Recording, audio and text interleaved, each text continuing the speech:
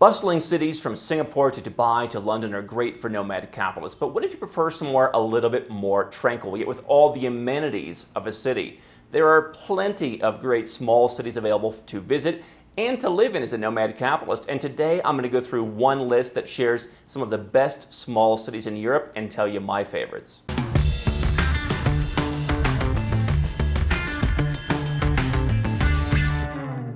Hi, I'm Andrew Henderson here at Nomad Capitalist. Our team of over 36 people, our network of global experts, and me work to help 7- and 8-figure entrepreneurs and investors legally go where you're treated best. More at nomadcapitalist.com. So I came across a great index recently from the magazine Monocle called The Best Small Cities in the World. And the thesis for this index was, if, like many recently, they say, you've considered downsizing from the metropolis to a more manageable municipality, our second annual Small Cities Index will point you to the compact civic spots that offer rich culture, valued careers, and progressive planning alongside plenty of room to breathe. Now, I like the Monocle Index because, among other things, they talked about small cities that are business friendly, which I liked from the nomad capitalist perspective. They talked about places that were welcoming to newcomers. And so, my perspective always has been, if you're living in Los Angeles or New York or Sydney or London, you're tired of the high taxes, you're tired of all the restrictions, if you're going to move, you might as well move. And so if you're looking for somewhere smaller, you might want to consider one of these best small cities in the world, one of these places that is in a country that perhaps treats you better. So let's start from the bottom of the list. There were 20 different cities on the list. Up from number 19 to number 17 was the British city of Bath. Haven't been there personally, but have spent a lot of time in the UK. There is a way for, if you're a foreigner, to live in the UK in a relatively tax-friendly basis. And so they talk about Bath as a walking city. It's a UNESCO World Heritage Town. It's timeless, cultural hub, lots of honey-colored Georgian architecture, Roman baths. They say makes it a picture postcard tourist destination, with also a lot of restaurants, a lot of culture, a lot of artistry that makes it great for a long-term resident. So coming in at number 17, Bath in the UK. Number 14, Innsbruck in Austria. Now, if you're a cryptocurrency hodler, you may not know that Austria is friendly to long-term cryptocurrency investors from a tax perspective. And so Innsbruck, beautiful city in Austria, ranked 14, down a couple spots from number 8 in the initial first-year study. You may know Innsbruck as the capital of the Austrian Alps. It is youthful, it has a great landscape, so much culture. And what's interesting about Innsbruck is it's about, at least in a normal time, about a quarter students. 25% of the population are students.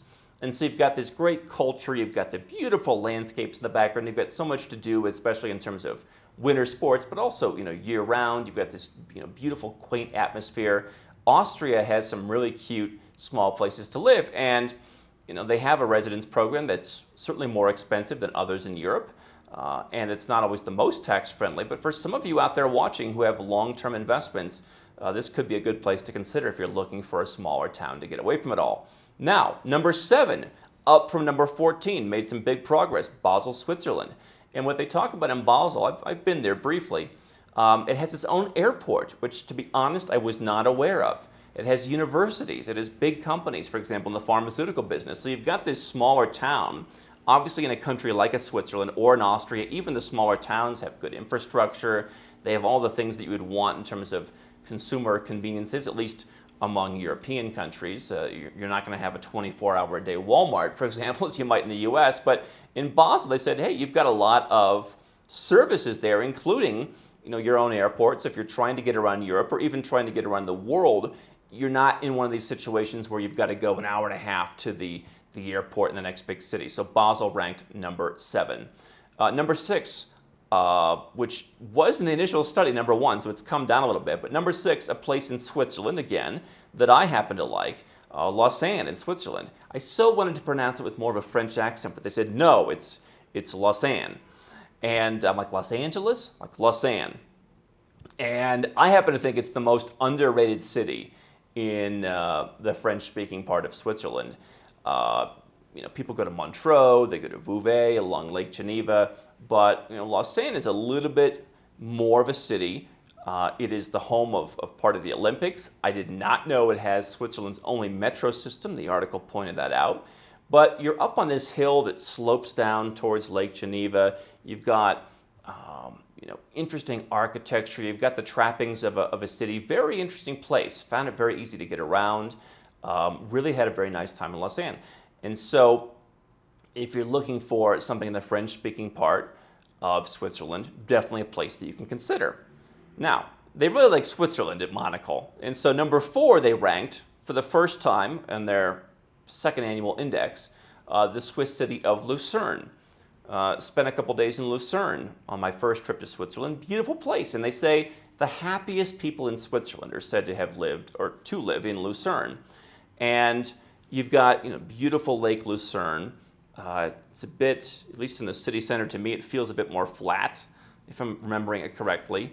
More German speaking. Remember, I forgot my watch at home, and so I went out and just had a choice of endless Swiss watches, and had a great time, talking to some of the people in the watch business. But really, nice, quaint place, and just had a vibe, like so many of these smaller cities in Switzerland or Austria, where you go to like restaurants outdoors with these beautiful views, and people would just be having a great time getting together, and really a beautiful city with some beautiful scenery. And of course, Switzerland has a lump sum tax program, so if you are a 7 or 8 figure earner, you can pay one flat amount of tax that you can work out depending on where you live. And so not all parts of Switzerland qualify, but definitely worth looking at some of these smaller cities in Switzerland. Great quality of life, great amenities, obviously great infrastructure for folks who just want the best of the best. Now, number 1 city on the small cities index is one that I happen to love a lot, and I think it's really worth consideration, but often gets overlooked within the country, and that is Porto, Portugal. Number 1 this year, up from number 9 last year. What they talk about is how Porto is actually a real business hub, and for as much as Lisbon is the capital, the seat of government, Porto has long been a big industrial center. You've got a lot of industry around, whether it's textiles, whether it's wine, whatever it may be. And so you've got a certain artistic scene, but there's a business element to it, which was very nice. And I think if you're a nomad capitalist, you don't want to overlook that. So you've got the industry, you've also got the creative types. Beautiful city, of course, separated by the river. You've got Porto on one side, but you could also look at potentially even living even a little bit further into the valley, the winemaking valley. But you've got access to great wines, amazing food. The people, I'm told, are named after tripe eaters. That's like the name for someone from Porto. But it's a little under, as I recall, about 250,000 people. It feels like you've got a lot of options going on. Certainly Portugal has become more touristy. Lots of nomads are going there. People are going there, part-time. People are moving to Portugal. And with the Golden Visa program in Portugal, with the NHR tax exemption program, which I always remind people it's not a perfect tax exemption. There is some planning required. But it makes Portugal very attractive if you're in cryptocurrency, if you run an active business. It's going to be a bit more tax planning. But Portugal has become a very tax-friendly country that offers that European quality of life, not quite the infrastructure of a Switzerland or an Austria. You certainly are in a country that is a bit more emerging than those places. But I think Porto is a fantastic place. And whenever I have people going to Portugal, they usually go to Lisbon, sometimes to the south. I've always thought Porto is one of the best places in the country. And even places like Braga, for example, further north, are really up and coming. So Porto, definitely a more established place where you can get that small town vibe, and definitely a good city to consider. Other small cities that made the list that aren't as tax friendly, aren't as nomad capitalist friendly, Bergen, Norway, beautiful city. I remember one of my first trips ever was to Norway as an adult, and spent some time in Bergen. Beautiful place. Took the Norway in a nutshell tour where you take trains and buses and boats through the fjords. Beautiful experience. Victoria, Canada, Leuven, Belgium, Itoshima, Japan, Bolzano, Italy, Aalborg, Denmark. Definitely places that you might want to go and visit and check out. If you fall in love with them and you want to go and pay Denmark's 98% taxes or whatever it is they're charging these days, you're certainly free to do so. But What I want to hear from you now is, which small city is your favorite? Is there one that you think Monocle is missing? Is there one of these cities that you think stands out from the rest? Leave a comment below. What is your favorite small city? And what small city should we be talking more about? How can Nomad Capitalist help you? 4 ways. Number 1, subscribe to our channel and click the notification bell to make sure you get our new video every day. Number 2, get a copy of Nomad Capitalist, the book. You'll learn a lot of my personal experiences over a dozen years of studying this stuff, as well as exactly some of the strategies that you can use to build your Nomad Capitalist plan.